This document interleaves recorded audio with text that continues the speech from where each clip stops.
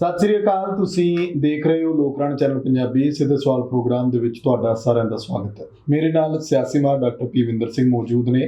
ਪਿਛਲੇ ਕੁਝ ਦਿਨਾਂ ਤੋਂ ਪੰਜਾਬ ਦੇ ਵਿੱਚ ਜਿਸ ਤਰ੍ਹਾਂ ਦਾ ਮਾਹੌਲ ਦੇਖਣ ਨੂੰ ਮਿਲ ਰਿਹਾ, ਕਿਸਾਨਾਂ ਦੇ ਵੱਲੋਂ ਲਗਾਤਾਰ ਵਿਰੋਧ ਸਿਆਸੀ ਪਾਰਟੀਆਂ ਦਾ, ਤੇ ਉਧਰਲੇ ਪਾਸੇ ਸਿਆਸੀ ਪਾਰਟੀਆਂ ਤੋਂ ਵੀ ਸਵਾਲ ਉੱਠ ਰਹੇ ਨੇ ਕਿ ਆਖਿਰਕਾਰ ਇੰਨੀ ਕਾਹਲੀ ਕੀ ਆ। 2022 ਦੇ ਵਿੱਚ ਇਲੈਕਸ਼ਨ ਹੋਣੇ ਨੇ, ਪਹਿਲਾਂ ਹੀ ਤੁਸੀਂ ਮੈਦਾਨ ਦੇ ਵਿੱਚ ਆ ਕੇ ਕੀ ਉਕਸਾਇਆ ਜਾ ਰਿਹਾ ਕਿਸਾਨਾਂ ਨੂੰ, ਜਾਂ ਫਿਰ ਜਦੋਂ ਇਹ ਕਿਹਾ ਜਾਂਦਾ ਹੈ ਕਿ ਕਿਸਾਨਾਂ ਦੇ ਵਿੱਚ ਆਮ ਆਦਮੀ ਪਾਰਟੀ ਦੇ ਜਾਂ ਕਾਂਗਰਸ ਦੇ ਨੇ, ਜਿਹੜੇ ਕਾਂਗਰਸੀ ਨੇ ਉਹ ਅਕਾਲੀਆਂ ਤੇ ਆਮ ਆਦਮੀ ਪਾਰਟੀ ਦੀ ਗੱਲ ਕਰ ਦਿੰਦੇ ਨੇ। ਮਤਲਬ ਕਿ ਸਿਆਸਤ ਦੇ ਵਿੱਚ ਕਿਸਾਨਾਂ ਨੂੰ ਕਿਸੇ ਨਾ ਕਿਸੇ ਤਰੀਕੇ ਨਾਲ ਘੜੀਸਿਆ ਜਾ ਰਿਹਾ। ਇਸ ਦੇ ਪਿੱਛੇ, ਪਰਦੇ ਦੇ ਪਿੱਛੇ ਦੀ ਸੱਚਾਈ ਕੀ ਹੈ? ਜਦੋਂ ਰਾਜੇਵਾਲ ਸਾਹਿਬ ਹੋਰੀ ਕਹਿੰਦੇ ਨੇ, तमाम ਕਿਸਾਨ ਲੀਡਰ ਕਹਿੰਦੇ ਨੇ ਕਿ ਸਿਰਫ ਬੀਜੇਪੀ ਦਾ ਵਿਰੋਧ ਕਰਨਾ, ਬਾਕੀਆਂ ਨੂੰ ਸਵਾਲ ਪੁੱਛਣੇ ਨੇ। ਸਵਾਲ ਕਿੱਦਾਂ ਪੁੱਛਣੇ ਨੇ, ਉਸ ਉੱਤੇ ਚਰਚਾ ਹੋਣੀ ਲਾਜ਼ਮੀ ਹੈ। ਇਸ ਕਰਕੇ ਅਸੀਂ ਡਾਕਟਰ ਸਾਹਿਬ ਕੋਲ ਆਏ। ਡਾਕਟਰ ਸਾਹਿਬ ਸਵਾਗਤ ਹੈ।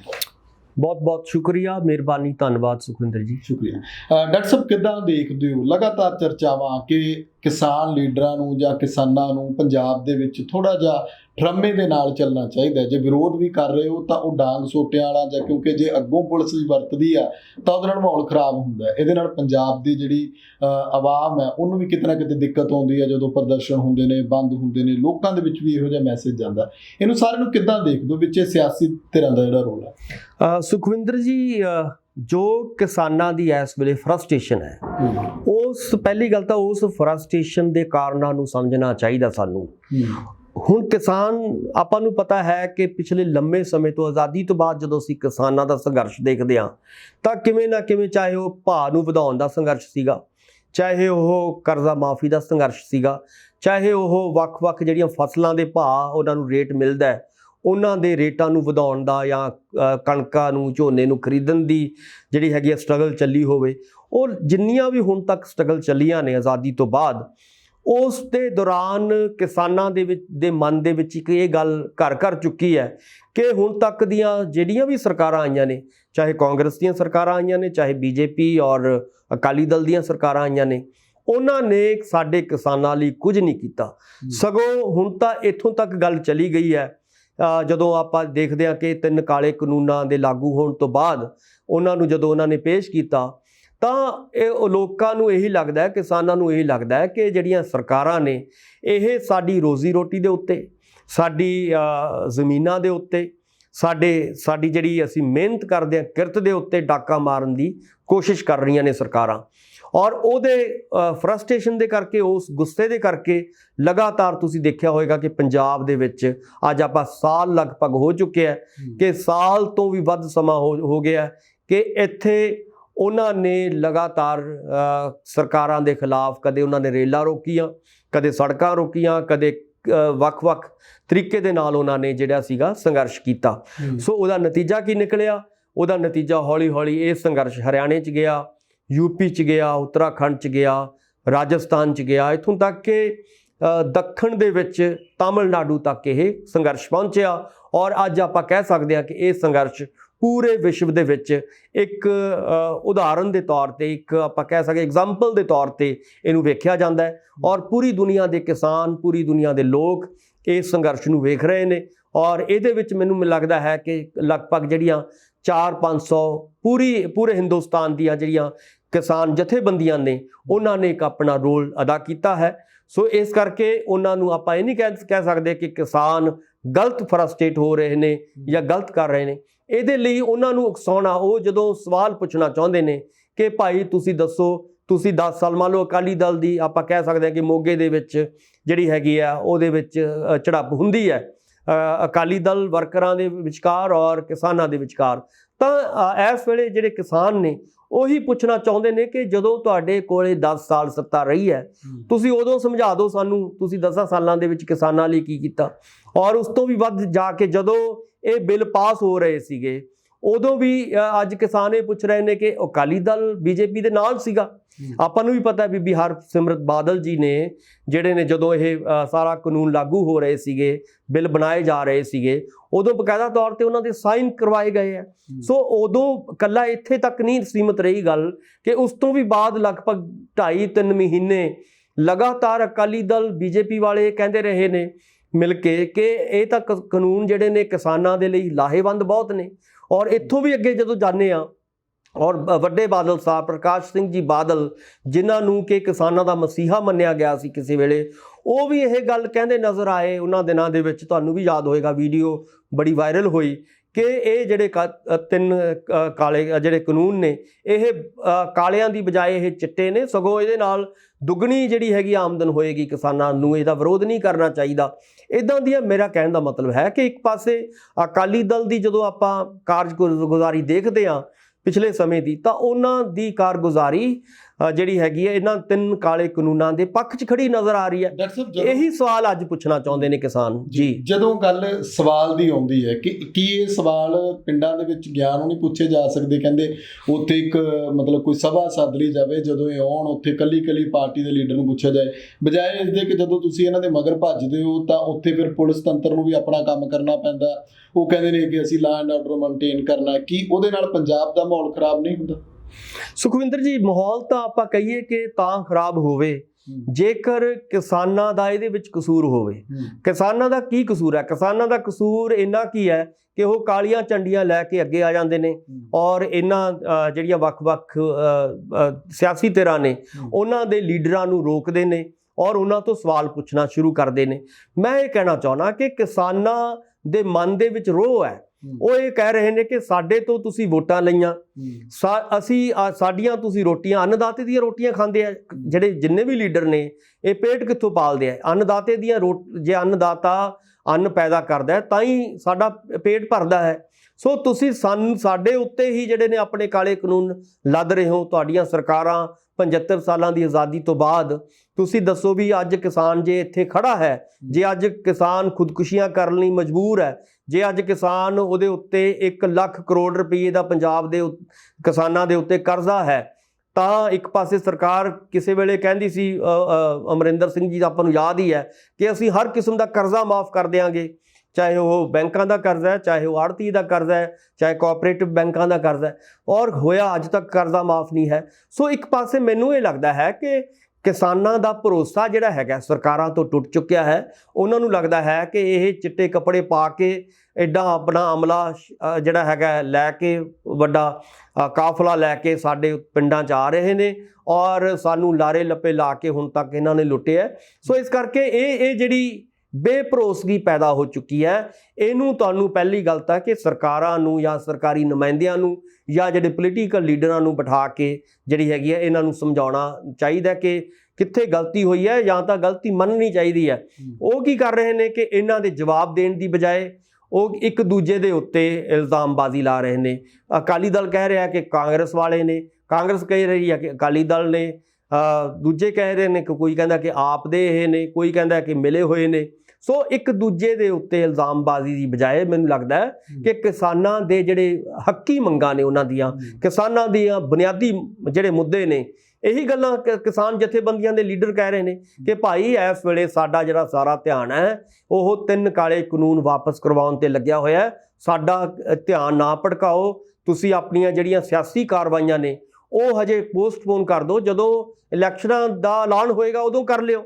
ਹਮੇਸ਼ਾ ਕੀ ਹੁੰਦਾ ਕਿ ਜਦੋਂ ਇਲੈਕਸ਼ਨਾਂ ਦਾ ਐਲਾਨ ਹੁੰਦਾ ਹੈ ਔਰ ਉਸ ਤੋਂ ਐਲਾਨ ਤੋਂ ਬਾਅਦ ਹੀ ਜਿਹੜੀਆਂ ਸਰਗਰਮੀਆਂ ਹੁੰਦੀਆਂ ਨੇ, ਅੱਜ ਜਿਹੜੀਆਂ ਨੇ ਸਿਆਸੀ ਤਰ੍ਹਾਂ ਤੁਸੀਂ ਦੇਖੋਗੇ ਖਾਸ ਤੌਰ ਤੇ ਅਕਾਲੀ ਦਲ ਜਿਹਦੇ ਕਰਕੇ ਸਾਰੀ ਸਮੱਸਿਆ ਪੈਦਾ ਹੋ ਰਹੀ ਹੈ, ਉਹ ਆਪਣੇ ਆਪ ਨੂੰ ਇਦਾਂ ਪੇਸ਼ ਕਰ ਰਿਹਾ ਕਿ ਸਾਡਾ ਤਾਂ ਮਤਲਬ ਪਿੰਡਾਂ ਤੇ ਜਾਏ ਤੋਂ ਬਿਨਾਂ ਸਰਦਾ ਹੀ ਨਹੀਂ ਹੈ। ਸੋ ਮੇਰਾ ਕਹਿਣ ਦਾ ਮਤਲਬ ਹੈ ਕਿ ਅਕਾਲੀ ਜਾਂ ਬੀਜੇਪੀ ਜਾਂ ਕਾਂਗਰਸ ਜਾਂ ਆਮ ਆਦਮੀ ਪਾਰਟੀ ਵਾਲਿਆਂ ਨੂੰ ਵੀ ਇਹ ਸਮਝਣ ਦੀ ਲੋੜ ਹੈ ਕਿ ਅਜੇ ਕਿਸਾਨਾਂ ਦਾ ਸਾਰਾ ਧਿਆਨ 3 ਕਾਲੇ ਕਾਨੂੰਨ ਵਾਪਸ ਕਰਨ ਦੇ ਉੱਤੇ ਲੱਗਿਆ ਹੋਇਆ ਹੈ। ਸਗੋਂ ਉਹਨਾਂ ਦਾ ਮਿਲ ਕੇ ਸਾਥ ਦੇਣਾ ਚਾਹੀਦਾ ਹੈ, ਨਾ ਕਿ ਆਪਣਾ ਵਿੱਚ ਘੋੜਾ ਭਜਾ ਕੇ ਕਿਸਾਨਾਂ ਦਾ ਧਿਆਨ ਭੜਕਾ ਕੇ ਜਿਹੜਾ ਹੈਗਾ ਇਹਨਾਂ 3 ਕਾਲੇ ਕਾਨੂੰਨ। ਇਹਦਾ ਮਤਲਬ ਕੀ ਹੈ? ਇਹਦਾ ਮਤਲਬ ਇਹੀ ਹੈ ਕਿ ਕਿਤੇ ਨਾ ਸਿੱਧੇ ਜਾਂ ਸਿੱਧੇ ਤੌਰ ਤੇ ਤੁਸੀਂ ਮੋਦੀ ਸਰਕਾਰ ਦਾ ਜਾਂ ਬੀਜੇਪੀ ਸਰਕਾਰ ਦਾ ਫਾਇਦਾ ਕਰ ਰਹੇ ਹੋ ਉਹਨਾਂ ਨੂੰ।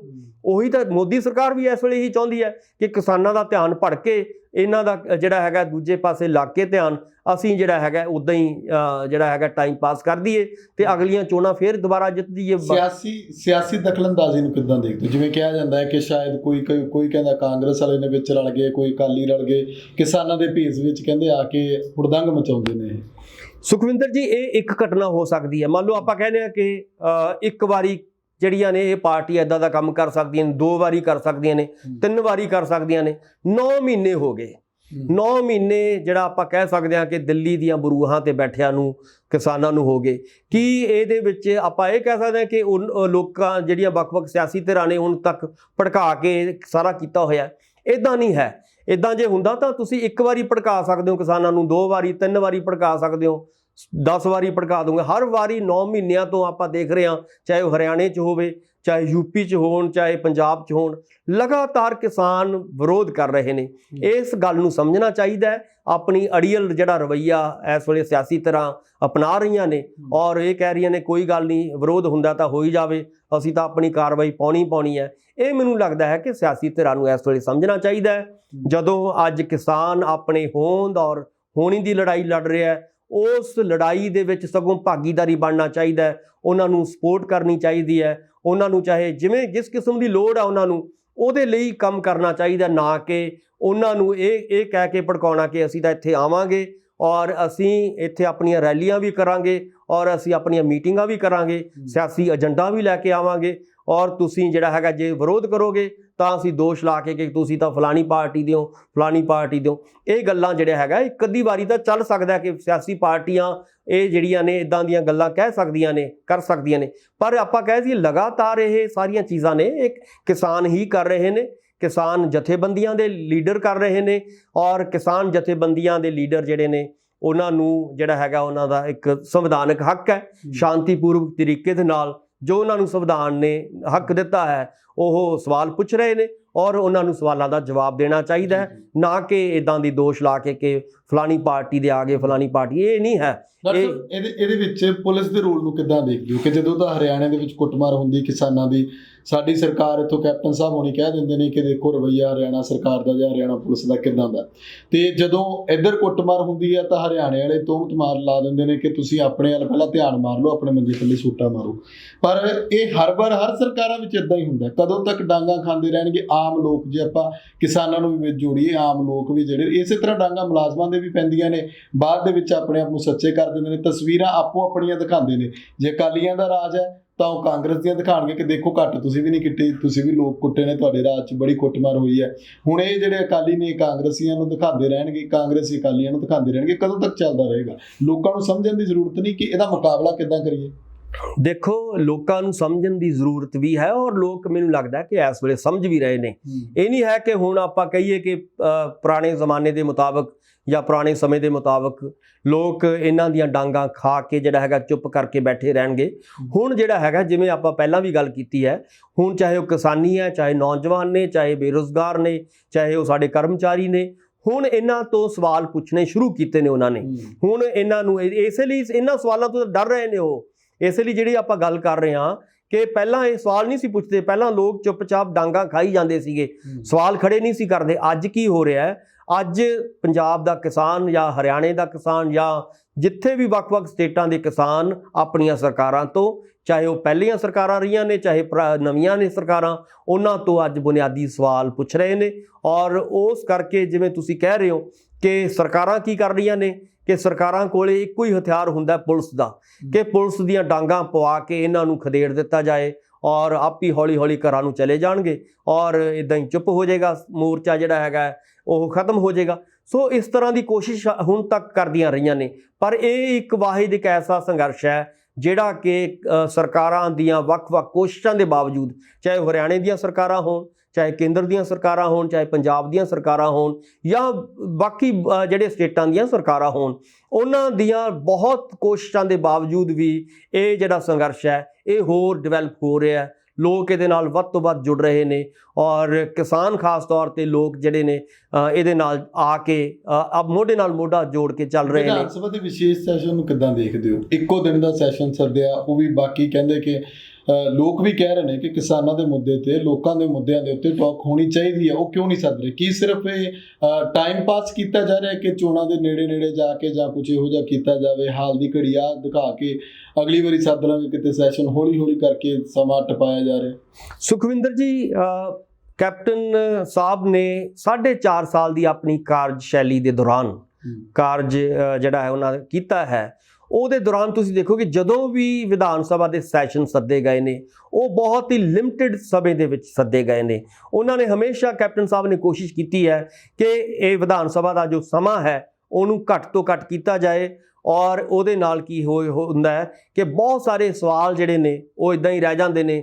ਔਰ ਤੁਸੀਂ ਜਿਹੜੇ ਹੈਗੇ ਨੇ ਪੰਜਾਬ ਦੇ ਜਿਹੜੇ ਬੁਨਿਆਦੀ ਜਿਹੜੇ ਲਾਰੇ, ਆਪਾਂ ਨੂੰ ਪਤਾ ਹੈ ਕਿ ਜਿਹੜੇ ਵੱਡੇ ਵੱਡੇ ਲਾਰੇ ਲਾ ਕੇ ਸੱਤਾ 'ਚ ਆਏ ਸੀ ਕੈਪਟਨ ਸਾਹਿਬ, ਉਹਨਾਂ ਦੇ ਬਾਰੇ ਜੋ ਬੁਨਿਆਦੀ ਸਵਾਲ ਪੁੱਛੇ ਜਾਣੇ ਬਣਦੇ ਆ ਉਹ ਵਿੱਚ ਹੀ ਲਟਕ ਜਾਂਦੇ ਨੇ। ਸੋ ਅੱਜ ਦਾ ਜਿਹੜਾ ਸੈਸ਼ਨ ਹੈ, ਚਾਹੇ ਬੇਸ਼ੱਕ ਸ਼੍ਰੀ ਗੁਰੂ ਤੇਗ ਬਹਾਦਰ ਸਾਹਿਬ ਦੀ ਕੁਰਬਾਨੀ ਨਾਲ ਸੰਬੰਧਿਤ, ਉਹਨਾਂ ਦੀ ਫਿਲਾਸਫੀ ਦੇ ਨਾਲ ਸੰਬੰਧਿਤ, ਉਹਨਾਂ ਦੀ ਵਿਚਾਰਧਾਰਾ ਦੇ ਨਾਲ ਸੰਬੰਧਿਤ ਹੈ, ਪਰ ਅੱਜ ਸਵਾਲ ਇਹੀ ਪੁੱਛਣਾ ਬਣਦਾ ਹੈ ਕਿ ਬਾਕੀ ਜਿਹੜੇ ਪੰਜਾਬ ਦੇ ਜਿਹੜੇ ਮਸਲੇ ਨੇ ਬੁਨਿਆਦੀ, ਉਹ ਤੁਹਾਡੇ ਕਿੱਥੇ ਗਏ ਮਸਲੇ, ਔਰ ਉਹਨਾਂ ਬਾਰੇ ਗੱਲਬਾਤ ਹੋਣੀ ਚਾਹੀਦੀ ਸੀਗੀ, ਉਹਨਾਂ ਬਾਰੇ ਡਾਇਲੌਗ ਹੋਣਾ ਚਾਹੀਦਾ ਸੀਗਾ, ਔਰ ਉਹਨਾਂ ਦਾ ਹੱਲ ਹੋਣਾ ਚਾਹੀਦਾ ਸੀਗਾ।